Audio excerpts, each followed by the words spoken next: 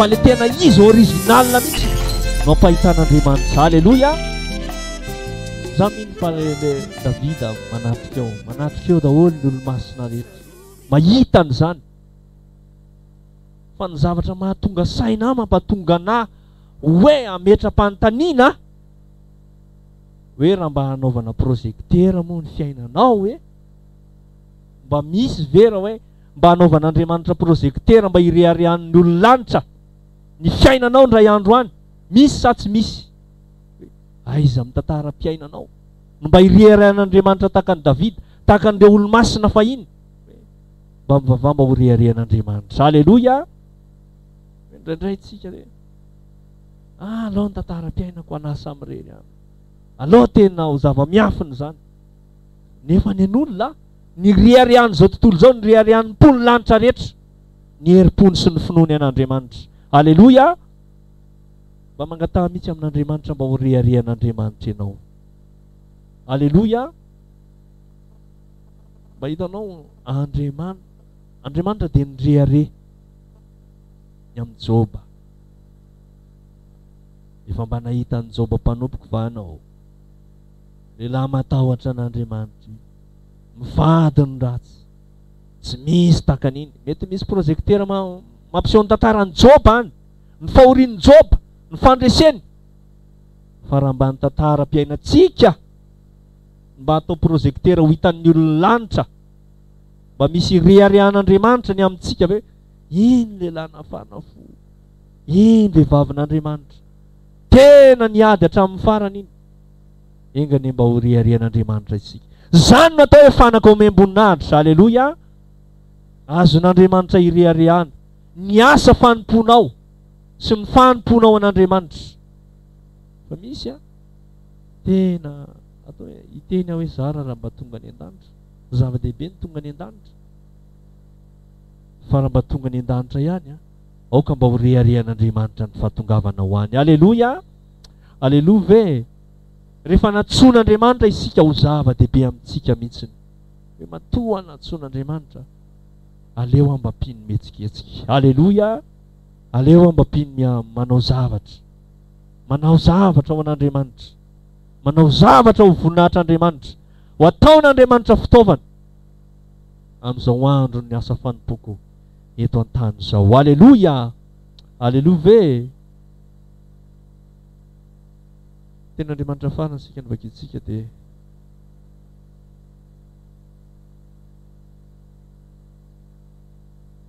Timoty voalohany dia hivavaka isika. Timoty voalohany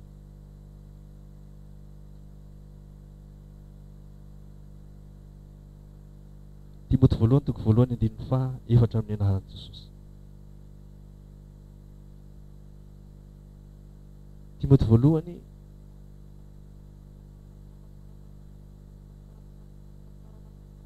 toko voalohany andininy faha efatra amin'ny anaran'i Jesosy. Na andininy fahatelo amin'ny anaran'i Jesosy. Toy izany nangatahako anao hitoetra any Efesosy rehefa makany Makedonia aho, mba andidinao ny sasany tsy hanao fampianarana hafahafa, na hitandrina ny anganongano sy ny tantaram-pirazana tsy hitalany izay mahatonga hadievitra, fa tsy mampandroso ny fitondrana araka an'Andriamanitra amin'ny finoana. Dia toy izany koa no ataoko ankehitriny. Fahatony didy dia fitiavana amin'ny fo madio sy fieritreretana tsara, ary ny finoana tsy mihatsara velatsia. Izay nivilian'ny sasany ka nanio amin'ny tarifoana izy dia olona izay teo mpampiana-dalàna kanefa tsy fantany akory izay lazainy, izay tompony. Nefa fantatsika fa tsara ny lalàna raha hitiny olona arak'izay antony, ka fantany fa tsy ny olona marina no nanaovana ny lalàna. Alleluia. Andininy faefatra. Na hitandrana ny anganongano sy ny tantaram-pirazana tsy hitalany izay mahatonga hadievitra, fa tsy mampandroso ny fitondrana araka an'Andriamanitra amin'ny finoana. Dia toy izany koa no ataoko ankehitriny. Alleluia. Tsika aoka tena ezaka tsika androso. Alleluia. Zavatra mampandroso atsika dia raha ihany manaiky ny fitondran'Andriamanitra isika. Raha tianao ny androso zao fiangonana teo avoloha zao, ekeo ny fitondran'Andriamanitra atsika. Alleluia. Aza mijery zavatra tantara be dehibe, na mamorona tantara na mamorona zavatra hafa, fa zavatra iray Tsy anganongano ny iainantsika, fa ny tena iainantsika dia zavatra tokana ihany. Andaontsika hampandroso ny fiangonana. Haleloia! Mampandroso ny fitondrana araka an'Andriamanitra amin'ny finoana. Dia toy izany koa no ataoko ankehitriny. Ny fitondran'Andriamanitra izay mampandroso ny fiangonana dia ekeo. Haleloia! Mba azonao hoe ny dikan'izany. Indrindray anazavako anazy. Izao ny firenena malagasy. Taloha iza moa zany ny filoham-pirenena taloha mpanjaka. Fampanjaka. Tamin'ny andron'ny fampanjaka, zay zany ny fitondrana tamin'izany. Ny olona tamin'izany tsy niady hevitra maninona arany tsy repoblika ny ainanay. Maninona arany tsy vata tiariana dia lasa repoblika. Nisy repoblika voalohany, faharoa, fahatelo. Misy mpitondra firenena. Reny mpitondra firenena nandalo rehetra teo natoa nasiana fifidianana. Dia eritrereto tsara ny zavatra rehetra. Natoa reny nisy natoa fifidianana dia fifanandrina ny hery anankiroa. Ny anankiray mahazo 40%, dia ny anankiray mahazo 50%, ny anankiray mahazo 60%. Ohatr'izany. Dikan'izany ninninona zany fitondrana teo hatrizay ankoatran'ny fampanjaka. Monarchie moa natao hoe fampanjaka, tsisy fifidianana. Fa tian'ny demokrasia dia misy fifidianana. Dia ny dikan'izany rehefa nanomboka taty amin'ny demokrasia dia nanaiky ny olona hoe Ratsiraka indray ny eo, Zafy Albera indray ny eo, Ravalomanana indray ny eo, Rajoamampianina indray ny eo, Rajoelina indray ny eo. Dia tsy fantandranay izay ho avy eo. Dia eken'ny olona ihany na dia ilay tsy nifidiny azy. Ampafantatra antsika zany natao hoe fitondran'Andriamanitra ny firenena anankiray. Aleluia! Ary aza mieritreritra ianao tsisy kristianina nanomboka an'izay nivavaka an'ny firenena, fa nivavaka foana isika. Fa ny fiangonantsika koa dia tahaka an'izany. Aleluia! Natsoan'Andriamanitra tsika anaiky ny fitondran'Andriamanitra tsika. Aleluia! Aoka tsika tsy ho be ady hevitra. Aleluia! Ity ny fitondran'Andriamanitra tsika. Tsy fantatra indray izay hanerinany. Tsy fantatra indray izay mandaha fahatelo, izay mandaha fahaefatra sy ny fahafito. Fa ny fantatra aloha dia izao no atao hoe fitondran'Andriamanitra. Aleluia! Aleluia ve? Anganonganony ankoatran'izay. Ady hevitra ny ankoatran'izay. Tantaram-pirazanana ny ankoatran'izay. Fampianarana hafahafa ho ny ten'Andriamanitra ny ankoatran'izay. Fa ny zavatra tokony ataontsika dia ny manaiky. Aleluia! Mampandroso ny fitondrana araka an'Andriamanitra amin'ny finoana dia toy izany koa no ataoko ankehitriny. Aleluia!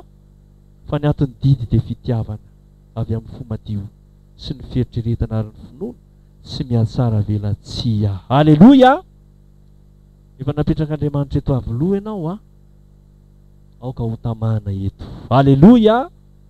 Akoatra ny vahiny izay mandalo. Fa na mandalo anao na vahiny matoa nataon'Andriamanitra eto, mivavaka eto, fitondran'Andriamanitra mahasoa anao eto. Aleluia! Aleluia ve? Tsika tokony ho resy lahatra hoe fanefen'Andriamanitra anao eto. Aleluia! Na ny mpanompon'Andriamanitra na ny mpino na ny mpitendry matoa ianao averin'Andriamanitra eto.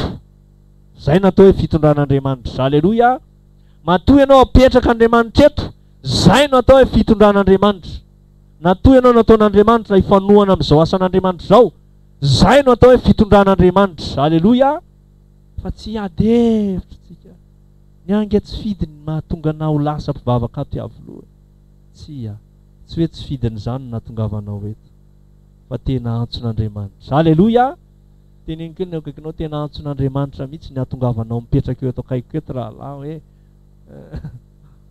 Aleluia! Antson'Andriamanitra. Natsoan'Andriamanitra tsika. Ho fanaka ho membon'ahitra. Ifanohana. Ifampandroso amin'izao asan'Andriamanitra izao. Aleluia! Ary za miteny aminao indray zany. Na dia za miteny aza, za tsy Andriamanitra. Ary faharoa koa, za tsy mitory ny tenako. Jesosy nitoriko. Aleluia! Fahatelo tsy anjely napetrak'Andriamanitra eto. Mety aminao ve anjely no mitory teny aminao eto? Ny anjely izay tsy mahalala ny atao hoe famonjena. Eritreretinao tsy mahalala ny famonjena ny anjely. satria tsy natao an'ny anjely ny famonjena fa matoa olombelona natonga an'Andriamanitra eto. Olombelona manana kilema, rehefa miteny mety diso, rehefa mandeha mety tsy lavaka, rehefa mihetsika an-tanana mety mandona vera. Tiako tenenina niza zanak'Andriamanitra eto, niza antsika eto, lafy tsara antsika jerena. Haleloja. Lafy tsara anay jerena, lafy tsara anareo jerena, lafy tsara ampitendry jerena, lafy tsara ampibraoty jerena, lafy tsara jerena. Haleloja. Mba inona zao ny lafy tsara antsika rehetra zay mba mijery io tranon'Andriamanitra io. Haleloja.